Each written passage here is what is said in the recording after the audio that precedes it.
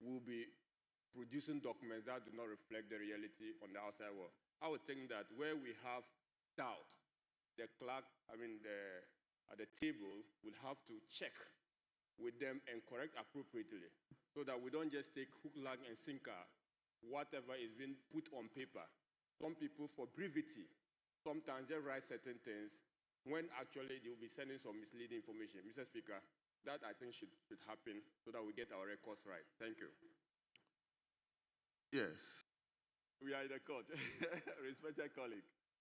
Speaker, not to litigate with you, but I respectfully submit that the clerks at table could check. Since if we say chief whip will be minority or majority. And so I only submitted that you could alert the clerks at table to check accordingly so that we get the records right. Thank you so much. Very well. So, table, just do that. You see, normally, transpired. So if the person came and he himself wrote his name and wrote his designation as this, we cannot sit here and presume that he ought to be this.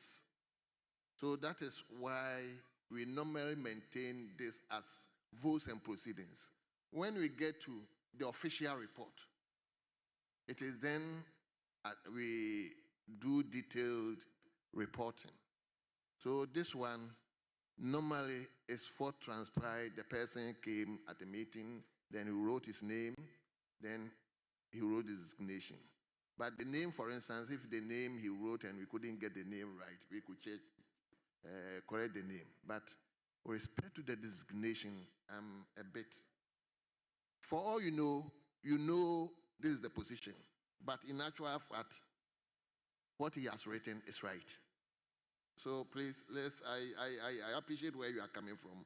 But Speaker, just one more. For us, if I go to a meeting and write that speaker, when in the actual case, in reality, I'm a speaker of maybe of a school parliament. That confusion. So table, just cross-check for us. So let's turn to page 17. And finally page 19. Honorable members, in the absence of any further corrections, the votes and proceedings of 18 June 2025 is hereby adopted as a true record of proceedings.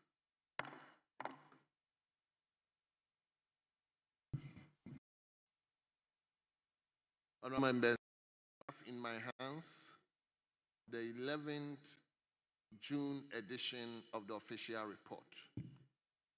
11th June edition of the official report.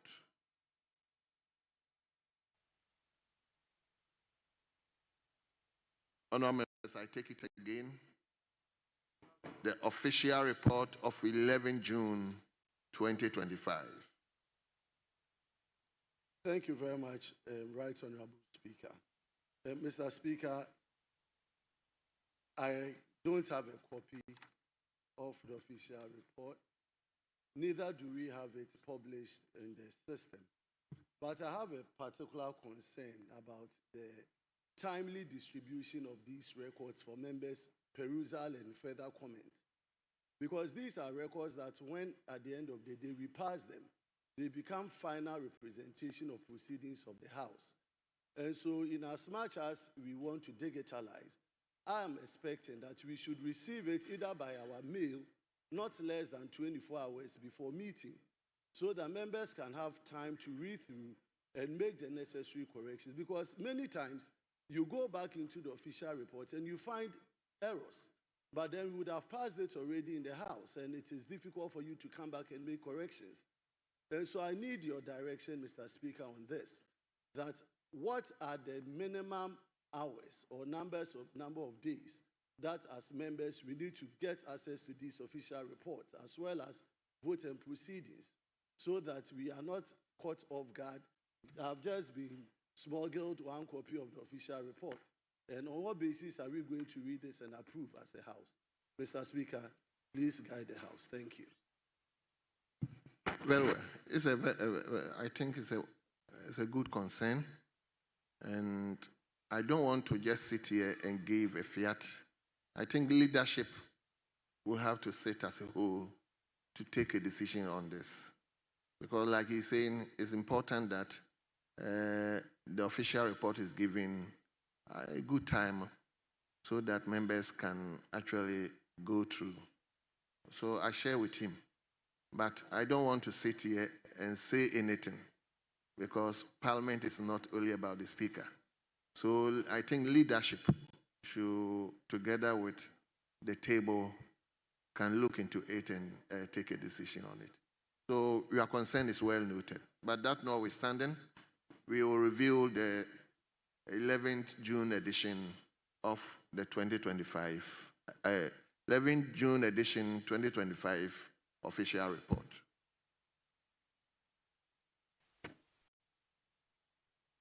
In the absence of any corrections, the official report of 11 June 2025 is hereby adopted as the official report.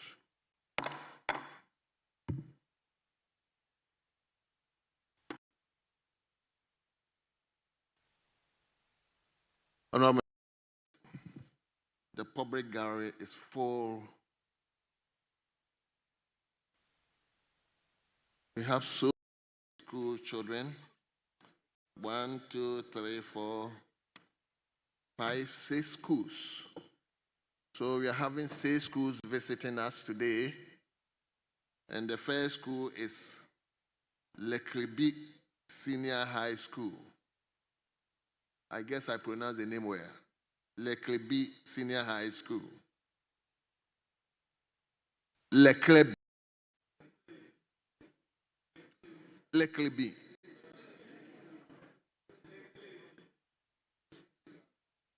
Yeah. Help me with the pronunciation. Speaker, that's my constituency. They are from my constituency. And the school is Leklibi Senior High School. Very well. Leklibi Senior High School. South. And they are being led by Afenya Zina,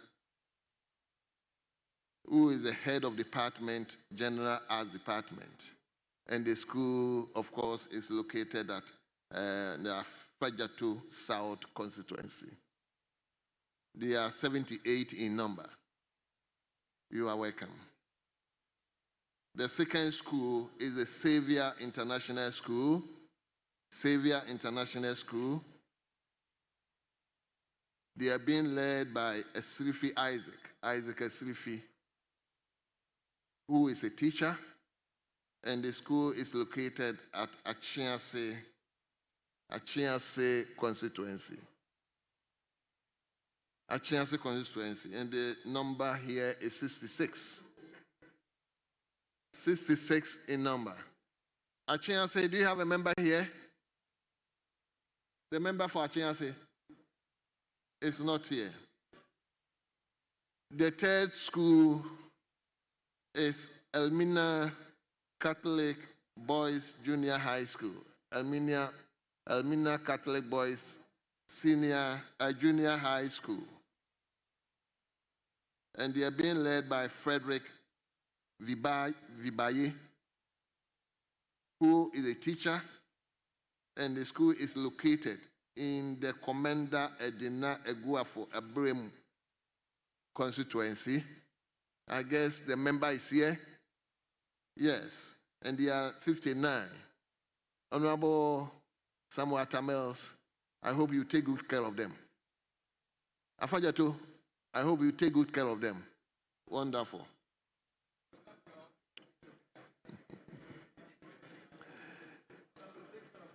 The fourth school is Mafi Ago DA Basic School. Mafi Ago DA Basic School. Speaker, it's Mafi Aguen. Mafi Aguen. They are from my constituency. Mafi Aguen. Yeah. DA Basic School. Wonderful. And they are being led by Xavier Ufreku, who is the headmaster, and the school is located at Central Tongue constituency. And they are 100 in number.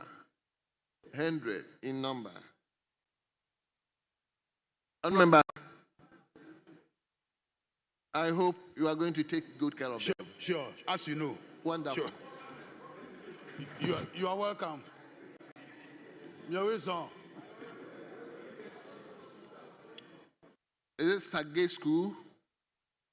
What is this Sage or Well Sage School? Are they not here?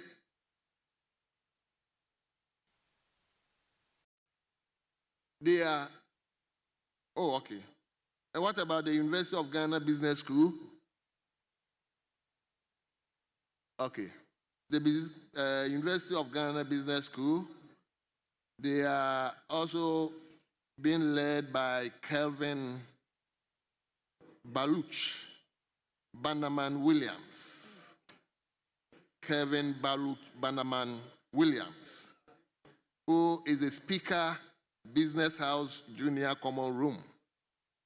And the school is located in the Ayawaso West Wagon constituency. I see the MP here.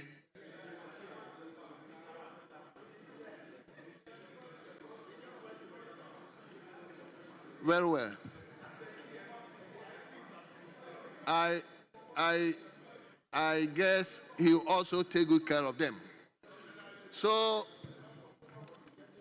all of you at the public gallery, I hope you are here to monitor and learn from your representatives.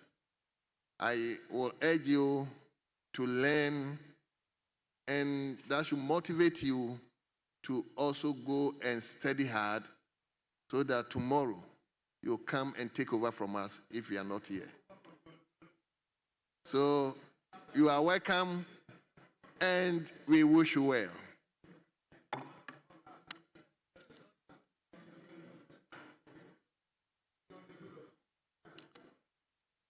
Leadership. Are we taking the urgent questions? Speaker, indeed, there are two urgent questions standing in my name, directed at the head of an independent constitutional body, in this case, in pursuance of Order 79, i.e. the Electoral Commission. Speaker, but a letter came from the Electoral Commission to this House, indicating that the Electoral Commissioner is unavoidably absent from the jurisdiction. That would be in breach of Order 79. And Speaker, with your leave, let me read Order 79.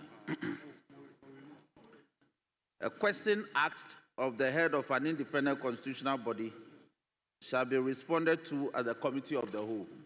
That in the absence of the head of the independent constitutional body, a deputy will answer to the question. So I am amenable to rescheduling these two questions to abide the coming of the substantive head, so we can deal with the matters, the subject of these two questions. Mr. Speaker.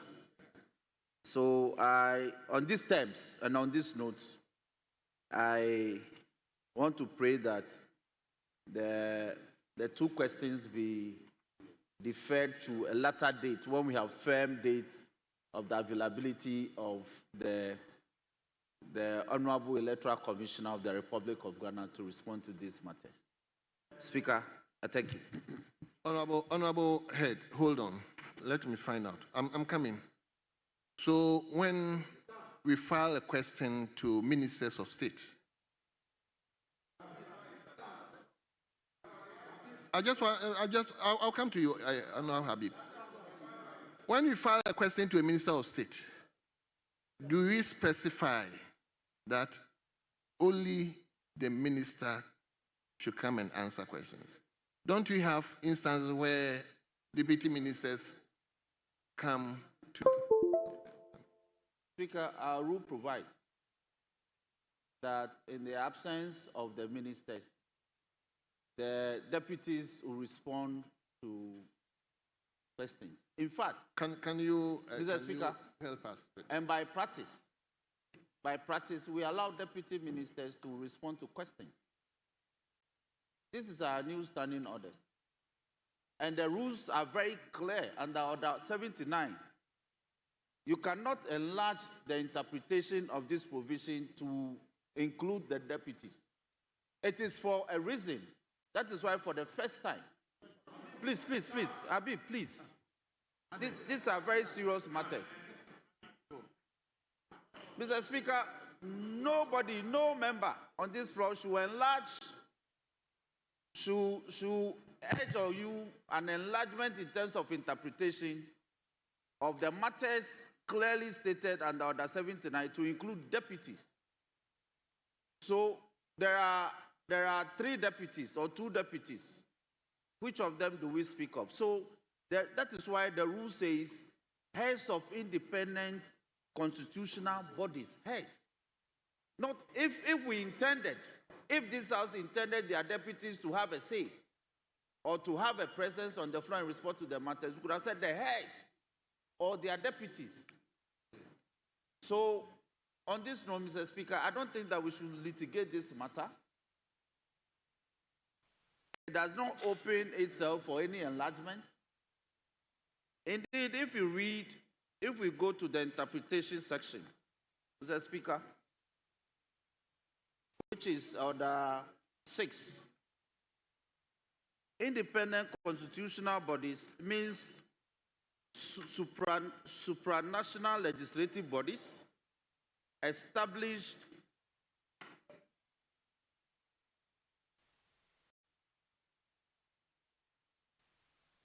Mr. Speaker, my apologies. Mr. Speaker, independent constitutional bodies include the Electoral Commission, Commission on Human Rights and Administrative Justice, National Commission for Civic Education, National Media Commission, Office of the Administrator of the District Assembly's Common Fund, Office of the Auditor General, Bank of Ghana, and other bodies established to have exclusive jurisdiction in the performance of assigned functions. So, for instance, if I direct, by any attempt to enlarge the meaning of this provision, if I direct a question at the administrator of the common fund, he has no deputies. Who would then come and respond to it if we accommodate such interpretation? Mr. Speaker, so the heads are the heads. And the head of an independent constitutional body is qua the head. The deputies are not permissible under this provision. Mr. Speaker, I believe that we can make progress. Let me listen. I thank you for the opportunity. Let me listen to the.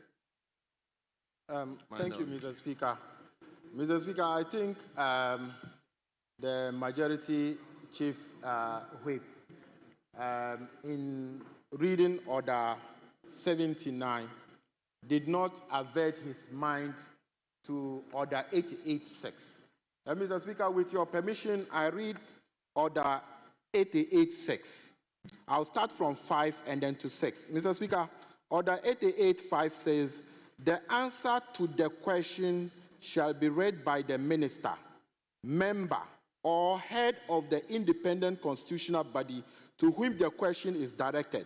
Mr. Speaker, and 6, which I emphasize, says that in the absence of the minister, member, or head of an independent constitutional body whom the question is directed, the speaker may, an authorized person, to respond to the question. So completely what the majority chief whip is completely out of place. It is within our orders that the deputies of the head of independent constitutional body, which he rightly interpreted under Order 6. If you go to Order 6, Mr. Speaker, on page 5 of our independent constitutional body, to include the Electoral Commission. And Mr. Speaker, In this case, we are not dealing with the thing specifically. And our rules under 88.6 mention the head of the independent constitutional body. So they are here. They are here to answer the question. And Mr. Speaker, it doesn't lie on him or me to dictate whether who should answer the question. The rules is clear, and the rule says that if the head is not there. Mr. Speaker, and I want to appeal to my colleague, the Majority Chief Whip, that we are trading on a very dangerous ground, because the order that gives deputy ministers the opportunity to respond to questions in the absence of their deputies is the same thing that gives birth to the independent constitutional body if they also have to respond to questions. So if we deny the deputies of the independent constitutional body, in this case the Electoral Commission, to answer questions, it implies that no deputy minister can come to this chamber to answer questions on his behalf of his minister. So, Mr. Speaker, I so submit that my colleague, the one who is going to ask the question, should allow you to invite the deputy heads at the Electoral Commission to answer questions he rightfully filed. If it is the case that you don't want to, you are running away from your questions, that's fine. But if you are not running away from the questions, allow them to ask the questions, and then we can make progress. I so submit, Mr. Speaker. Well. Mr. Speaker, the rule is very clear. It says may. The may is please. The may is suggestive of the fact that there is no opposition. Yes, there's no opposition. Mr. Speaker, I am in my 10th year in this house. They have denied the deputy minister from responding to a question when they protested. So when there's no protestation, please. I listen to you in quietude. When there's no protestation, I insist that the head must appear. It is my question. There are reasons why we are asking the head to come and respond to matters of policy. Honorable, please. I'm saying, let's keep quiet. Why? Don't sit there and say no.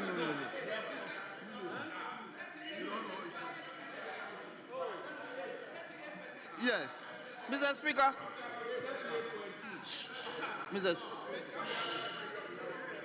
Mr. Speaker, the provision under 88 permit you to allow the deputy to respond to the questions if the sponsor of the question does not protest. I am protesting that I want the substantive head to appear. When that is done, I insist that for the deputy who is not the head may not be able to issue, especially when statutes and the Constitution makes the head the only returning officer in the presidential elections results, that will be tied to the outcome of the presidential results in the same constituency that the parliamentary results took place. The deputy cannot respond to those matters. So there are very, very good reasons why we want the lady herself, the Electoral Commissioner of the Republic of Ghana. This chamber is a common theft for her. She appears here often when it's needed. So if she's unwell, it is fine. But we will abide her coming. If the owner of the question decides that he wouldn't ask the question, then he has to withdraw the question. Honorable members, he has to withdraw the question. Once the question appears on the order paper, Parliament seizes ownership of the question. And under the circumstances, we might be walking on a slippery slope, in the sense that with this discussion going on, it will imply that if a minister of state is unable to come and respond to any question, this House or other side may protest that no deputy minister of state is allowed to do or perform that function. So under the circumstance, my ruling is that if the deputy minister has come, deputy director, unless the owner of the question decides that he's withdrawing the question. If he withdraws the question, then the question will not be tabled for the deputy director to answer. But other than that, deputy director is capable of answering the question. So this is my ruling. Once the deputy director is here, I don't think he's coming to tell us that he's not able to answer the questions. So if he's here, I will have to give him the opportunity. Unless the owner of the question tells me that he's withdrawing the question, then we'll take it from there.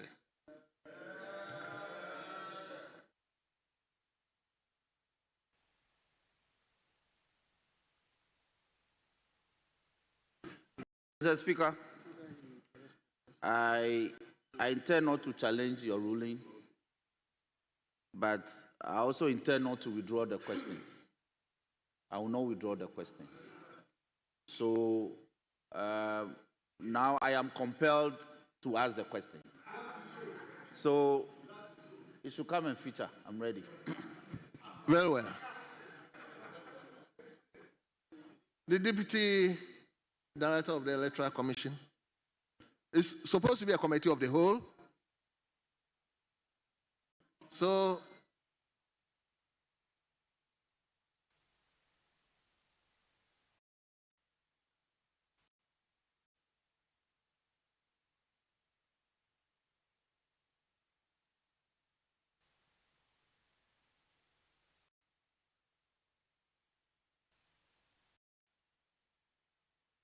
honorable members, we are constituting the House into a committee of the whole.